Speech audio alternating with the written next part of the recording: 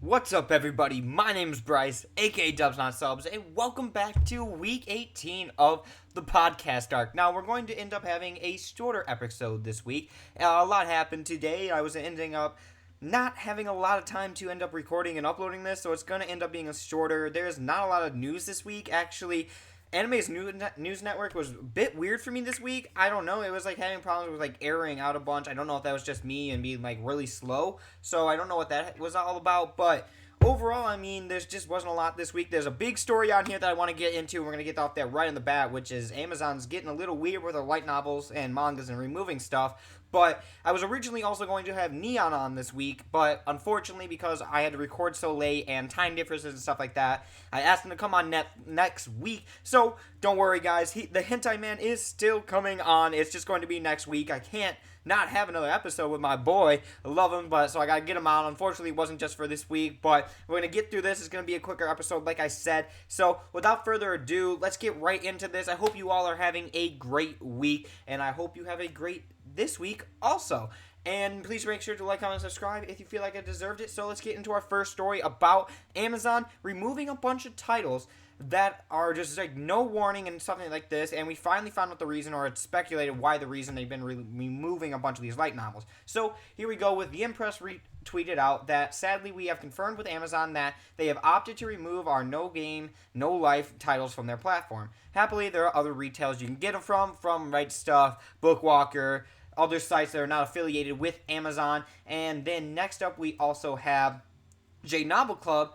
Also, is it on here? Let me get to the thread. Is it? Okay. We verified today that starting on July 11th, all the books in the series The Greatest Magic Masters, Retirement Plan, I Shall Survive Using Potions, How Not to Summon a Demon Lord, and Clockwork Planet are no longer available on sale and on Amazon and Kindle, except for Amazon Japan.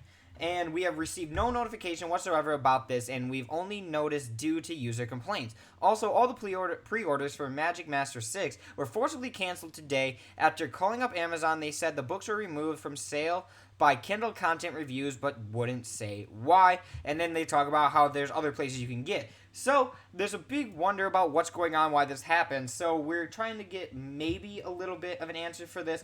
So, let's just get into this article, which does have the answer, or one of the speculated answers for this. So we have J Novel Club President Sam Paninsky described to Anime News Network on Tuesday his experience with Amazon Kindle support regarding the delisting of some of its titles on Amazon Kindle. According to Paninsky, J Novel Club attempted to get in touch with Amazon support after delisting some of their titles in early May and June, beginning with 2 volumes of How Not to Summon a Demon Lord in early May. Despite sending multiple inquiries, however, over the course of weeks, Paninsky stated that he received no detailed reason from Amazon regarding the delisting, with Amazon only saying that it reserved the right to determine what was considered appropriate on its platform. So they're saying it's inappropriate for some reason. According to Paninsky, Amazon Kindle support does not have the capability to communicate directly with the Amazon Content Review team, with inquiries requiring at least a week to process. Meanwhile, Yimpress issued a statement to Anime News Network on Wednesday regarding the delisting of some of the titles for digital purchase on Amazon Kindle, noting that Amazon determined that some Yimpress titles did not fall within their global content guidelines. That's Amazon's global content guidelines. Well, Yimpress acknowledged that the delistings were Amazon's prerogative. It nevertheless expressed disappointment and added other retailers still currently have them available. J Novel Club stated on Monday that not received a notification of the listings from Amazon and were only made due to messages from users. In addition, J Novel Club noted that those who have already purchased the books digitally will still be able to read and download them from their Amazon account. Paninsky noted in his accordance to Anime News Network on Tuesday that all of its currently delisted digital titles still have their physical versions for purchase on Amazon, and the digital English versions of some of the titles are still available on Amazon JP, Japanese store. The known list of current, does it say? Oh, it's down here, and this is like a ton of things that has happened on here, and it looks like Dark Horse also has some stuff removed on here, but they have not issued a statement. And then you end up getting 3 more titles coming out here, just random volumes, and then they're just ending up deleting this. This is just you know, this is just some cancel culture at its finest. You know, it's just edgy stuff for the most part. What do we have? Our Future, lolly. How not to summon a demon lord, lolly. Mixed bathing, I'm assuming there's a lolly in there. No secret evil fighting organization, I have no idea. Infinite Stratos, I don't know. Lazy Dungeon Master, I believe also has a lolly. Clockwork Planet has a lolly. No Game, No Life, lolly. Or Manga Sensei, lolly. You're getting the concept right here. If there's lolly in it, that shit got slashed quick. And I just think I don't think that's the best way to go about this kind of thing, because you're not really solving anything. Maybe we just can get somewhere else, and I don't understand why you're making a big deal out of it right now. You've had these on for so long, and you just decided randomly now to remove it. It makes no sense for Amazon to be doing this, in my opinion. They just now decided that it doesn't go with their content guidelines just because it's, like, edgy. And, yes, I can understand where they're coming from. Obviously, from an outsider's view, when you hear, like, sexualized lollies or, like, little girls, it's a bit weird. I'm not going to sit here and deny, like, it doesn't sound a bit weird. But I think they're going a bit overboard with this. Most of these stuff doesn't have, like, a real big problem with it from what I know and what I've read. Our Futa has a little bit of it. It's like that, but it's not, like, overly sexualized. I think there is a kissing scene from, as far as I've seen. This is the light novel, and it's only volume 6. So it's like you're not even removing all of it. You're removing one volume. It makes no sense to why you're not doing all or nothing also. It's really weird, that this whole decision.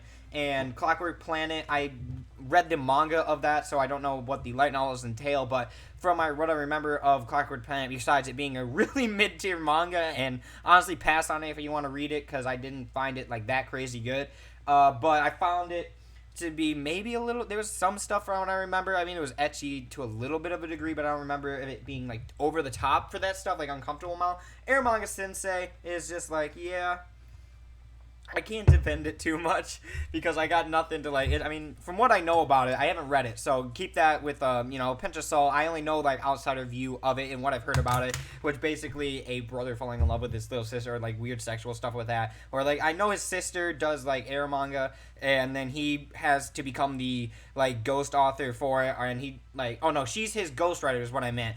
And he has to pretend to be writing it when his sister's actually doing it. I think there's a bunch of ecchi stuff with the sister. I don't know what's going on with it, to be honest. I have not seen this show. It sounds weird to me, so I've never just, like, went into it and tried to, check it out. And it's just weird that they're not doing all the titles and just some of it. I just think Amazon's kind of getting on their high horse and trying to act all great about removing this. I don't think they're, not, like, in the sense they're trying to brag about it, but they're just trying to seem like, oh, we're with it, man. We're not all about that money. See, we'll do what's right when it's clear. They're just trying to look good for public opinion, and this isn't going to affect, it's going to affect, honestly, the consumer, because who doesn't order from Amazon? We all do. We all probably have Amazon Prime. Most of us do for the most part. So this is a big cut for the customer, and I don't know why Amazon would remove these, because I don't know anybody who's getting on Amazon for hosting these books. I have not heard any drama from anybody on Twitter, Facebook, news outlets, anywhere complaining that Amazon is housing like How Not to Summon a Demon Lord or Grimguard of Fantasy. I don't understand the point of just doing this at random now, and also random titles. You're not even doing all of them, but you're only doing some of them. Like, you get, 1 through 4 volume 6s, you're getting just volume 2s for Lazy Dungeon Master, and then later on they took away volume 8. It's like, why? What was the point of that? All or nothing. I'm like, if you're going to do it, do all of it. I mean, at the point, you can't just be like, oh, we're going to remove part of it, but you get some of it. It's like, what? Why? It makes no sense at all for why you'd be doing this. This is confusing. There's really a confusing thing, and really, honestly, didn't really need to happen in any sense. It's really stupid on Amazon to do it, because all they did was cut profits from the sales, even though I'm not going to be like light novels are the biggest market out there for them and stuff like that, but I'm sure there are a ton of people who order from Amazon, and they're missing out on a huge market because people aren't going to want to go to Amazon anymore, especially for digital purchases, because they might just remove it at random. I'm just going to go to Bookwalker because I know I can trust Bookwalker, but I wish that Bookwalker made a better app, though. I'm not going to lie. I wish the Bookwalker app was a lot better design. But other than that, at least you can trust Bookwalker. You're not going to be coming up one day and be like, oh, half my collection's gone because they changed the content guidelines. All this does is hurt them in the manga and anime market, because now people aren't going to want to purchase from them. I don't want to purchase from them, especially from from a digital side, because if you're just going to cut off my series halfway through or just remove certain volumes and so I can't finish it and it's all broken up, it's just going to be a terrible time, and I think it's just honestly going to hurt Amazon and the consumers, and overall it's just a really dumb move to make, to be honest. So next up, we have, in more sad news, we have Haikyuu has ended today. It has been here, I believe, for 8 years. I think it's been around for like 8 years, and it ended today. I don't know how it ended because I'm not caught up onto it. I've been watching the anime for it, and that's how I was introduced to this series. And in my opinion, from what I've seen from the anime, it is one of the best sports anime of all time. And if the manga is anything like the anime, it's gonna be top tiered, like, through and through. And from what I know, everybody loves it, and the manga is just as good as the show. So I 100% would recommend it if you like your anime, like, not anime, if you like your sports manga, or you just like sports in general. If you don't even like sports, you can get into it through this. It will make you want to play volleyball. I guarantee you that. You can fall in love with these teams just so instantly. You want him to win so bad. Hinata right here, you just want him to win. You just really cheer for him. The team feels so real. When they're losing, you're like a real fan. You're watching them lose and you're just so frustrated. You just want them to come back and win. You're in this. I've never gotten pulled into a sports manga because you know it's scripted. You obviously know, like, there's scripted and there's a reason for this stuff happens. But the best part about this show and this manga is that they lose too. It's not all just winning. You never know if they're truly going to win or lose. So when you're watching the battle between them, you're just on the edge of your seat the entire time, every volley, everything. And all the other teams, like mine, like, processes, you get to see what's going through people's minds, a high octane action that's going throughout each set. It's just so good. And whoever animated it is also amazing. I gotta respect them because it's such a good animation. And I mean, come on, Fly High by the Burnout Syndromes, one of the best OPs of all time, if not the best. In my manga video of my manga openings, I chose that for a reason, because I legitimately, when they would come on, I would stand up and just scream like in that video. It was not an exaggeration. Obviously, I didn't have my mom come in and yell at me like that, and I didn't snap at her like that. But man, Haruchi Furudate, I'm sorry if I pronounced that wrong. I cannot do Japanese names. I'm really bad at it for some reason. Is a fantastic manga. He created something absolutely beautiful and is one of the best sports mangas of all time. They cannot wait to see what he does next, and this is the only series he will live in infamy. Not infamy, he will live as a legend for a long time. Infamy, like he did something like amazingly wrong. But anyway, next up, we also found out, at least from this tweet, so I take this with a pinch of salt. He's usually right with a lot of this stuff. So Shonen Salto tweeted out that now the next Jump veteran is going to be We Never Learn, but not until December. The interesting stuff will be to see what is coming to Jump. Probably Burn the Witch on issue 30. So this is going to be interesting because now We Never Learn is also going to be out of here. So we're really just going to have an entirely new, like, manga or entirely new magazine, except for One Piece, Jujutsu Kaisen, and I think Dr. Stone's still running right now, but I think that's close to the end date also. And I don't really know of any other long-running series. I can't remember it. The Act Age is also in there. And I think that's all the series that are out right now that are, like, long-standing series. I think everything else came out last year or this. Oh, Black Clover. I knew I was forgetting something. Black Clover. Let me go through this real quick. But yeah, okay, Black Clover is the last one. But it's insane, right? We're gonna get a completely new magazine. Honestly, I decided to start reading manga at a perfect time because I didn't have. When I first opened up Shonen Jump, there were like 2 or 3 series. I remember when Chainsaw Man first got introduced. I remember first reading that when it first came out. I remember Last Seiyuki, all the stuff that fell behind. I love the Last Seiyuki. I'm so mad that it got cut. It could have done so much better. You guys, nobody gave it the time to develop. It was so good even as it was. It has amazing art. I can't believe Bone Collection is getting better ratings than the Last Seiyuki. It was a far better book. Far better manga, in my opinion. But that's just a salty weeb who didn't get what he wanted. So, but it's just going to be crazy to see what Shonen Jump's going to end up turning out and what they're going to end up doing with this, because you got to throw something new in here. So you have Chainsaw Man that's doing really well. I'm talking about on the new series. I believe Mori King got number 4, which is blowing my mind every time, and I cannot fathom that. I think, what's it called? What's the dolphin one called? Let me look this up real quick because it's right here. It is Hard-Boiled Cop and Dolphin. Actually, this is chapter 4, so this will be the first week it gets ranked, so we'll see how that does. But from what I'm thinking, I think it'll be good because it's by the creator of Beelzebub, and I really am liking where it's going if it goes into a cool, more action-y direction instead of, like, one-offs for how the first 3 chapters are. I get what you're doing with the first 3 chapters. You have to introduce the concept, you have to introduce characters, you have to introduce the future and the goal for it. So that's what it did with the first 3 chapters. So now we're going to see the development of characters and all this other stuff that's going on in it. So I cannot wait to see where that goes, and I cannot wait to see where it ranks, because I have a lot of hope for this series. I actually do really enjoy it. I found it really entertaining. And then I believe Mashley is doing fantastic. It's really well written, really funny. I like the characters. I just think the art lacks, and I'm not going to ever change my opinion on them. I don't think really anybody's arguing that the art is like top tier, because it really isn't. Undead Unluck, I believe, is doing okay. I think it's mid-tier right now. I don't know how Ghost Reaper Girl is doing, but that was a really interesting series. Ghost Reaper Girl, I did enjoy. I liked where Ghost Reaper Girl was doing. It was interesting that the author who did Rosario X Vampire decided to have the thing go in a comic book style, like American comic style, from left to right instead of right to left. So it doesn't change anything about the manga. It's just you're reading it like a comic book, and it's actually pretty good. I liked what episode or chapter 1 had to do with it. We'll see where it goes. All I can say it was good. I wouldn't say it blew me away, but I like the concept of it, and I'm excited to see where it goes. So before I say more about it, I want to see it develop a little bit more. Mitama is probably going to get cut, if I'm being honest. It's just the reality of it. It's one of my favorite series coming out of Shonen Jump. But I got to be a realist about it, and it's been on the bottom of the TOC for the last couple of weeks. So, in all honesty, it probably doesn't have much time left in it, and it really saddens me to say that. Man, it really does. I hate that it's going to end so soon. Bone Collection, I believe, is also doing okay. I think it's doing mid, and so is Yozakara that moved up in the weeks. Oh, My Hero Academia. I cannot believe I didn't say My Hero Academia. Am I out of my mind? And I also believe Time Paradox Ghostwriter is doing pretty good, and I like the concept behind Time Paradox Ghostwriter. It has fantastic art, and the story is really interesting. There's a really good sci-fi spin on it, and it really makes it different from something like Bakuman, which is just what the industry is like. This takes more of a look of the dramatic side of this weird like twist with the guy getting the manga 10 years in the future. It's more of that side rather than learning about what the manga industry is like, which I like that more because I've already read Bakuman, and I don't need another Bakuman.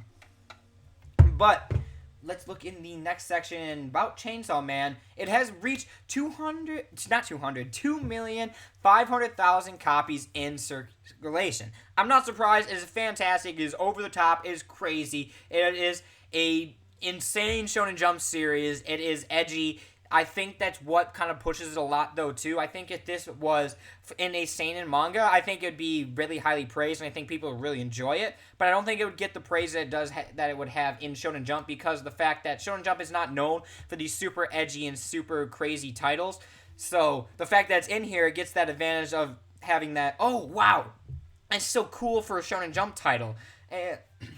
And even have something like a chapter or two that aren't even available on the app because they're 18 plus. It's really a seinen in my opinion. I think it is more of a seinen than a shonen. And like if we're going through like demographics, I would not show this to a little kid.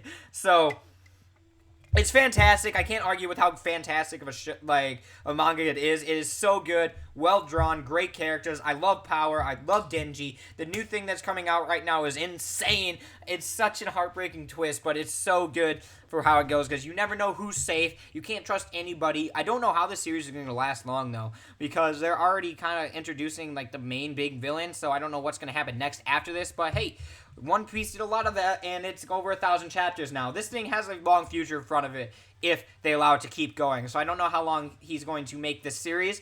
Hopefully he has a long life ahead of it, and it stays as good as it is right now, because, man, it's entertaining right now. Next up, we have one of the coolest things. So if you guys are not watching this right now, you're just listening, I will try to describe it the best I can. But One Piece has box sets coming out in Japan. These are the Japanese editions from what I know and what I read online.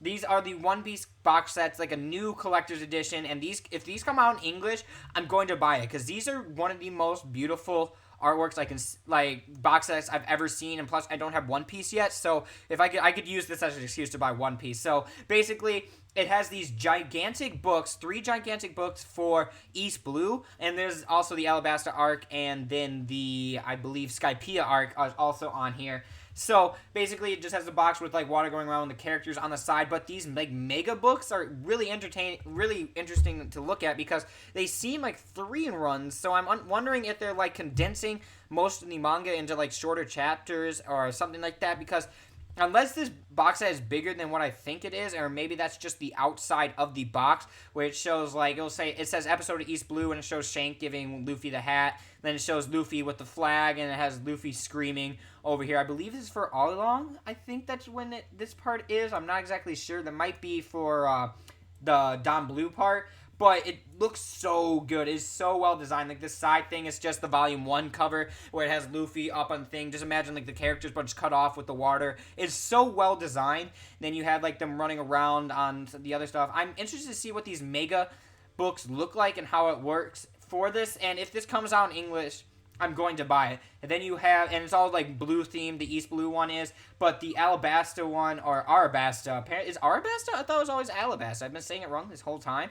So the Arabasta arc is more of this reddish look to it, and it gives more of a desert theme because obviously in Arabasta there's a lot of stuff that happens in the desert, and it's got Crocodile and all like the people on the side that get introduced in the story. It's got the whale from when they first get into the Grand Line. It has, I think this is one of the, I can't remember who that is, and then it has the ending right here, which is one of my favorite pictures in all of manga, and one of my favorite ending scenes for all of manga when they're all holding up their arms. It's so well designed, it's minimalistic, it's beautiful for the One Piece universe. I love it so much. I cannot wait for these to come out if they do, because I will buy these all, even if I don't get, even if every part of it doesn't come out, even if it's only this through Skypiea, and Skypiea has more like this white look, obviously to accommodate the clouds and like being in the sky. I would get it anyway, just because this is the stuff that I was into. I only got up to where they separated in the One Piece universe for the anime. I binged over 600 episodes, or not. Maybe it was 500. It was 500 episodes within 3, 4, 5 months, something like that. It's in between 3 to 5 months, and it was insane. I binged so hard that it burned myself out a lot, and I don't really, I'm on a huge break. I've been taking a break for it. As fast as I caught up to it is how long I stopped reading it. So I want to get back into it, but there's a lot of things that kind of frustrated with me, and like prolonging stuff and taking super long. Annie's Lobby took forever. The Water 7 arc, which took so long. And that may be just my opinion, but it felt like it dragged on for a while. Oh my god. It was 100 episodes, I think, for the Enies Lobby part. It was just so long. There was so much stuff going on in there. Great arc, but man, did it take a while to get through there. And I love One Piece. It's one of my favorite shows and favorite manga. It was one of the things that got me into it. It's the third manga I ever read. Such a good series, and these collector's editions come out. They are beautiful looking, and I will buy them just because I love One Piece and I want to have something to show that I've read One Piece. And especially Skypiea, East Blue, and the other one, Arabasta, is just some of the best arcs in One Piece and my favorite because that's when I read all the earlier stuff. But next up, we have another collector's edition that's coming back, and that is Akira got a restock, and I'm beginning to learn very quickly that this is not as rare as I think it is, because every time it goes out of print and ends up coming back, I used to think it was one of those things where it's limited edition, so here you go, there's only part of it, here's a little bit, and it's not going to be any more like some of the other stuff that goes out of stock, but this keeps on coming back in print. They print a bunch, it's out, and then it comes back again, and it makes sense because it's probably one of their best-selling box sets, if not their best box set, because it's really, really well made. I'm not gonna lie about that, but it's not as rare as I thought it was, so it doesn't pressure me to go buy it as soon as possible so I don't miss out on it.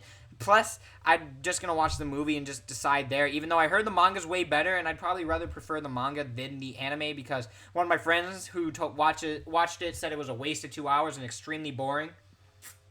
And also, I heard there's not a lot of character development within the anime, so I'd probably rather check out the manga if I could, but I don't know, I just don't care enough about it, and I've heard a lot of good things about it. Maybe later on when I have a lot more stuff to free for my TBR, I can get on this. It's just not high up on that at the moment because it just seems like something in the past, and it's just, it's not in I don't know. I'm always about the current stuff, I guess. I like reading my past stuff and older books every now and again, but for the most part, I like seeing I'm now. I'm every millennial. I can't sit 3 seconds without being with the newest thing. But I do want to read Akira at one point. It's definitely on my TBR. It's just not high up because there's other things I'd rather read before it, and I got in my mind that I've been wanting to read for a while, or people recommended to me that I'd rather read first.